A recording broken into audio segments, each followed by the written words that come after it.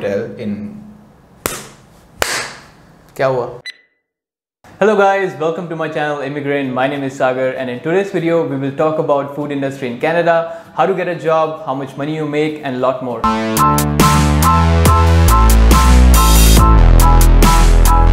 Hi guys, my name is Bhupen Sharma and I've been working in Canada in food industry from past 3 years now. Today I would like to share about my experience with you all. So how did you get into food industry in Canada? So I came in 2016 as a student and I got admission in Lambton College in Hotel and Resort Management, and it was a 2 years course. 2 years course. Was it was it an MBA, PG diploma? No, that was a post-graduation diploma. So as you mentioned that you came to Canada as an international student, so did you have any back home experience before you came here? Yes, I had some experience back home as well. I was working in a hotel for almost 2 years and then I decided to move to Canada. And why did you choose Canada? You can say that Canada was much better among all the countries I was looking for, and the process was much easier, and it was really easy for me to get a work permit, to get a study permit in Canada, and I could have planned my future in Canada as well. Nice. And how about the fee structure? So yeah, even the fees was much cheaper because I was trying to get admission in Australian colleges and they were asking about almost $8,000 Australian dollar. And when it came to Canada, it was around $6,600 or $7,000. So how did you get your first job in the food industry? So as you know, Sagar, it is very difficult to get your first job without a Canadian experience. But I was quite fortunate, you can say. I got my job because of my Indian experience. So it was your Indian experience that helped you to get a job? Yes, because I was familiar with the basic of the hotel industry, and the employer of the restaurant, he considered my resume because of that thing, and then he gave me the call and I went over there for my trial day, and then he selected me, and it took me almost 1 week to cope with the restaurant and also the Canadian culture and their demand. Nice. And was it part-time? I think it was. Yes, it was part-time. I was just working over there for 20 hours a week because that is the duration we can work in Canada. While you were studying? While studying, yeah.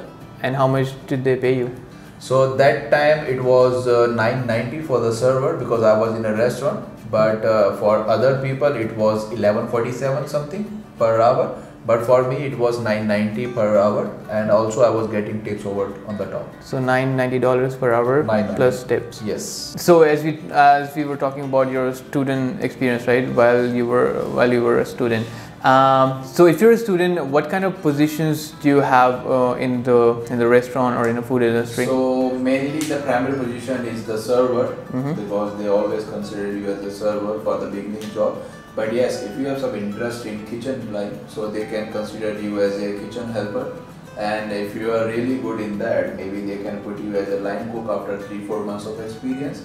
And they can also put you as a dishwasher if you have zero experience in this industry. And also if you are good with some alcohol and beverages, they can also put you as a bar back. You can help a bartender to make a drink, to get ice, to fill up the bottles, to fill up the spirits, and whatever he needs while working. And even after getting some experience as a bar backup, they can promote you as a bartender, and in bartender everybody knows it's a great tip. So you said server, line cook, dishwasher, and bar back, bar helper. It's almost the same thing. And also there is a hope to become a bartender as well. And if you are really good, they can give you a particular station which you can take care of, and you will be responsible for everything happening in that particular restaurant. Okay. And do you need any certification to get a job? Mainly, yeah, you need, because smart serve is necessary to serve alcohol. But if you are in kitchen, it's not mandatory in all the cases. But if you are working as a line cook or mainly as a chef, you need a food handler certification. That's mandatory for everyone. That's a mandatory, and sometimes they consider it's okay, but one person has to be over there who is having that particular certification. But in case of smart serve, you have to carry. Otherwise, you are not eligible to serve any alcohol. If any inspector came up, and they can ask you, and will be big trouble for you. So that was your part-time work experience, yes. right? While you were studying. How about the full-time job work experience after completing your studies? How did you get your full-time job? So like I mentioned that I had some experience back home as well, which was of 2 years, and I was performing very well during my part-time job. So it wasn't very difficult for me to get that full-time opportunity. But there was one job opening going on that time, and they just offered me full-time restaurant server. Okay, And I got that. so the first job, your first full-time job you got was at the same restaurant you were yeah. working as a Yes. part-timer. Yes. So yeah, I think that's what I believe as well. It's one of the easiest ways to get a full-time job because you know, right? If you're performing well, everybody's watching you, your management. I've seen a lot of my friends getting their first full-time job through their part-time job. So if you're working here as a part-timer, any job doesn't matter if it's a part-time job. If you really want to get a full-time job in working the same company, then you do have to work efficiently. Alright, so now is the money part. How much money can you make as a full-time worker in the food industry? So basically it depends on your experience, but usually in Canada as a restaurant supervisor, the starting pay is I guess $16 per hour. Like I said, it depends on your experience. If you have prior experience which is quite well and better than others, maybe you can ask them for 17 or 18.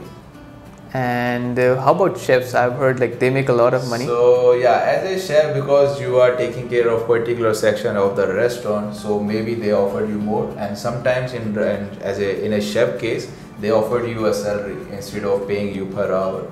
So they just give you fixed hour to work and fixed salary which you get by monthly or maybe by weekly. So you mentioned you work as a restaurant manager, supervisor? No, supervisor. Supervisor. How many hours do you have to work? So according to Canada, it's minimum 30, right? But in my case, I was getting 40 plus, and in some cases, or maybe you can say on festivals, on festival times, I got little bit overtime as well.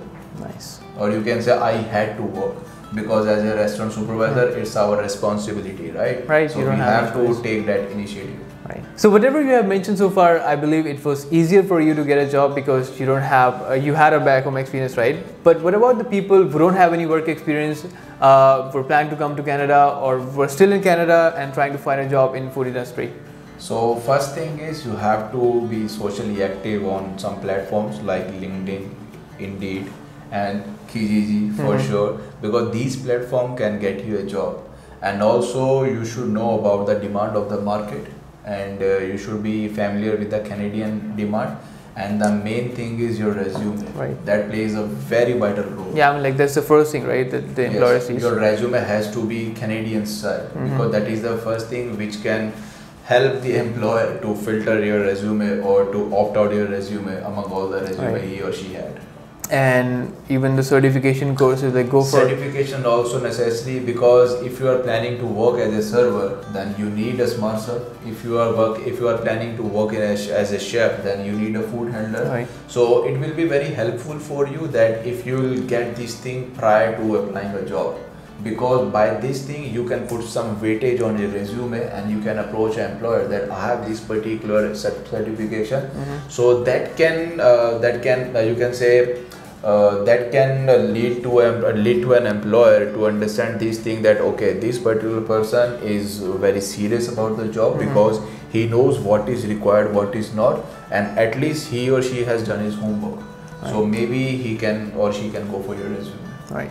And I mean like it's just not about restaurant, but you can even work in any of the fast food chains, right? Like McDonald's, Subway, even Tim Hortons, A&W, and yeah, one more tip as well that like everybody knows that we have Subway, McDonald's, and there are so Pizza Hut. It's everywhere around the world, right? Right. So I would suggest you that during your processing of getting visa or coming to Canada, I would request you or I would advise you that in the meantime just go to that places or these places, understand their food or ask them to give you some part-time work or maybe some internship kind of stuff, because you can ask them that we don't want any money, we just need some experience, and they will never say no because you are not asking them for any money, right?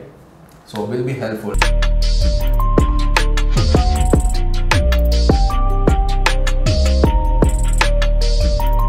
Alright guys, that's all for today. Thank you so much for watching. We hope you found this helpful. Thank you, Bhupen, for your time. I mean, he's free, he's not working anyways, but yeah, comment below for any questions. And please don't forget to subscribe. And thank you for having me on your channel. Don't forget to subscribe. Hut. Yeah.